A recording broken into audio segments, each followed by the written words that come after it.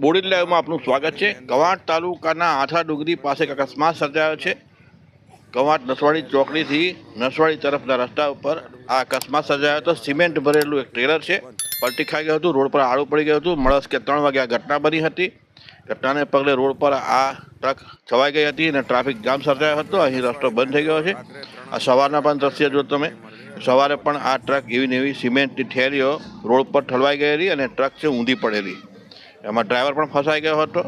મધ્યપ્રદેશના કોઈક સ્થળેથી સુરત તરફ જઈ રહેલી આ ટ્રકમાં સિમેન્ટ ભરેલો હતો અને ચાલક છે એને પણ ગંભીર ઇજાઓ થઈ હોવાની પ્રાથમિક માહિતી મળી રહી છે। સ્થાનિક કાર્યકરો દ્વારા જે વિડીયો અમને મોકલવામાં છે એના દ્વારા કહેવામાં આવ્યું છે કે ત્યાં ચાલક છે તે ગંભીર ઇજા હતી એને સારવાર માટે લઈ જવાયો હતો। વાત કરી રહ્યા છે ત્યારે હજી પણ ટ્રક ત્યાંથી દૂર થઈ શકી નથી।